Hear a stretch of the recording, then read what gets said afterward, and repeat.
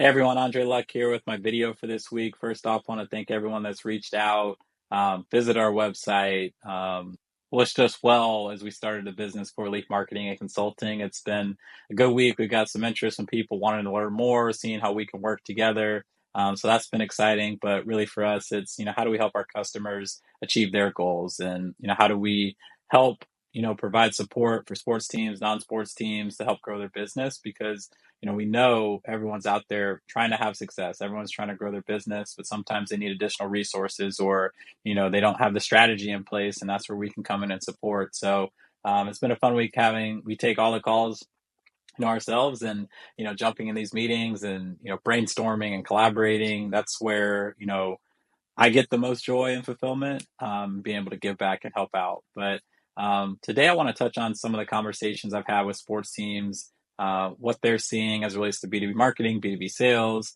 and some insights that I could share from these conversations. So I think the number one consistent thing that I hear is like everyone wants to have success and tap into the business segment or the business demographic within their market.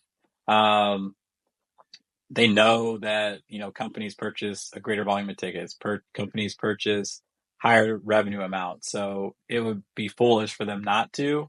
It's either that's a longer term objective that's going to take more time for them to have success with, or they just don't have the resources to tap into that right now, and that's a void we could fill and come in and provide fractional support or leadership or strategy to help with that. But that's kind of where we sit right now. So what we've brainstormed and collaborated on is like, all right, let's look at how we could build a long-term consistent process. But you need to show quick wins now, whether it's coming from executives or you're pacing behind on numbers. You need to pick things up quickly. So I'll touch on a couple, I'd say easier because there's no easy wins out there, but quicker win opportunities that teams can find on the B2B side while they're building out their longer term strategy. And the ideal state is, you're engaging people at the top of the funnel that maybe aren't interested with just kind of educational content, maybe through your organic channels or, email marketing, just more general messaging.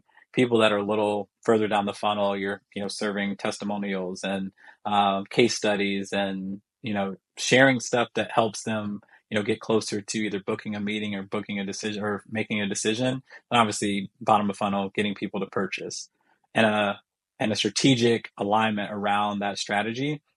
But that takes time. It takes a lot of people to get aligned with that vision, a lot of people to get on board, building out the structure and infrastructure and everything like that. Like that could be, a couple weeks, months to get that all in place. And people, like I said, people need quicker wins right now. So I'll touch on the quicker wins. The first thing I would say is looking internally at your current data. There's current clients that already work with you that probably, came inbound and someone just took the order, or you haven't reset the conversation to really have a business conversation. So I'd look at your current clients. What's the makeup of those clients? How much do they spend? What industries are they in? What personas do we do best with and work with? And look at that data holistically first, and start to build out, all right, here are the target accounts we probably want to go after. Here's the ideal customer profile that, based on our current clients, we're already having success with. And then I'd have, insight sessions with some of those clients. So setting up virtual sessions or going one-to-one and meeting with them in person, just talking about their experience. What successes have they had? What wins have they had? What's the ROI they're seeing? What are things that they wish we could do better with our product that we offer and our service that we offer to them? So really taking that to glean insights that can help inform your strategy, your messaging, your value proposition, everything like that as you go out to market on the sales and marketing side. So those opportunities are there if you look internally at the current data that you have. And then you can start to build out different campaigns off of that. So like I said, starting with your current clients, who are people that we already do business with that are companies. And my guess is most service and retention teams, there's unfortunately pretty high turnover. So, maybe the person who's managing that account hasn't been there long.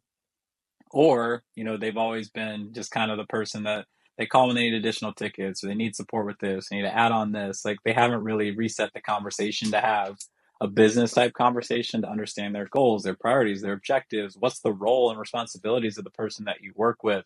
And for this next quarter, for the second half of the year, what are their goals and priorities at a high level so that as you're having these conversations, it'll trigger opportunities for you to present new products to them so you can grow their spend with you, or cross-sell opportunities, or referrals that they could offer to you. So I'd say that's a quicker campaign that you could run pretty quickly, of looking at getting your service and retention team or your customer success team to set up meetings with all of your business clients, because there's opportunity that's probably left on the table from either the person that originally sold them, or maybe someone who had the account for years, or you just never had that conversation with them. So I'd start there. I'd also go back and look at people that used to purchase from you. What was the reason that they left? Are there changes that you've made based on their feedback? Are there new things that you can offer to them? At least they purchased in the past. And it may be just as simple as getting back on the conversation. Maybe there's change in their leadership, or they have new priorities for this quarter. Who knows what it is? But there's opportunities there with people that have purchased from you in the past, but they churned or they lapsed over the past couple seasons. And I'll bring them back into the mix and bringing them back on board. The other thing I'd look at is over the past, I'd call it like 9 to 12 months, who are business people that we've had meetings with, but they didn't end up converting. And based on the reason that they bought, you can change your messaging, or you could see if there's ways you can overcome those objections. But again, things change all the time. There could be new leadership. They could have new priorities this quarter. They could be a better fit now. Those are people that at one point showed interest and showed excitement for meeting with you, and potentially partnering with you to find opportunities to work together. I go back to them. So current clients, people that bought in the past, people that were close to buying but didn't purchase. Those are campaigns that you could run somewhat quickly and find some opportunities for some wins. So then on the new business side, as you have your sales team going out new, or people who are going out and targeting new through their marketing efforts, looking at those accounts that you targeted based on the ideal customer profile analysis you did earlier, and being very specific, so you're pointing them in the right direction. Like, these are our tier one accounts. These are top 100 out of the 10,000 in our market that we're going to go after. We're going to give a lot of love to, a lot of attention to. Leadership's going to get involved, sales leaders are going to get involved, marketing. But whatever that number of account is that you guys decide to target, sharing that across the executive team, sharing that across the organization, documenting that in your CRM so that everyone knows, like, here are our tier one accounts, here's who we're going after, so that if they meet someone at the account, or they're out at a networking event, or maybe they know someone already at one of those accounts, they can help book a meeting and help get into the organization. But having different tiers of priorities, so your tier one accounts, they get all the love and attention. Then maybe you have your tier 2, 3 accounts that maybe there is sales outreach. Maybe it's, you have an AI bot that emails them to try and get a meeting booked with them, or you just do general marketing messaging to them, but being strategic with your outreach so that you can get quicker opportunities to get meetings booked, and leveraging your internal network. The other thing I'd say that you could tap into is leveraging LinkedIn. I think I've shared this before and through some of my content.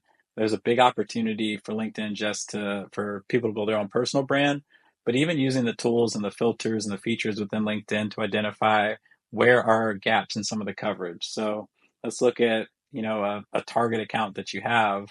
Maybe it's an insurance company that you're looking to go after. Um, you look within that account and see there's somebody in your organization who's connected to someone there. They can help make the introduction there. Or maybe one of your clients you have a good relationship is connected to someone at the organization that you're targeting. It's another person that can make the introduction for you. So looking at within an account, who are first connections that you have, so people you're directly connected with, but then also second connections can be big too, because those are people that are connected to people you're connected with. So hopefully that's not too confusing. But people you're not connected with, but they are connected to some other people that you know. And so they can make introductions for you. But looking through that, leveraging relationships internally within your organization. If there's executives within your organization that have connections at those accounts, like, that's a big opportunity that I think a lot of people don't tap into, that can get some meetings booked pretty quickly and make some introductions that could hopefully lead to revenue. When you have a relationship already internally, those warm leads convert at a lot quicker rate than someone that you have no relationship and you got to establish that relationship and learn more about their business. So I would look at LinkedIn and see who you're connected with, or who that's connected with people that you're looking to target for opportunities to grow. Um, as it relates to your executive team, that's another opportunity I think a lot of organizations aren't tapping into, and utilizing them to promote the brand, promote the business on LinkedIn. A lot of times when you look at a sports teams page on LinkedIn, it's new hires, it's things they're doing in the community, which are all things you should have out there. You need to build a strong employer brand. You need to tell the story of what you're doing in the community because that resonates and helps from a PR standpoint and help elevate the brand and market. I encourage teams to, whether it's through their team page or at the executive level or a mix of both, start mixing in some more sales messaging. Or if it's from the executive, it doesn't have to be too salesy. It could just be thought leadership about the industry that they're in, or some insights that they have, or things they're excited about for the upcoming season.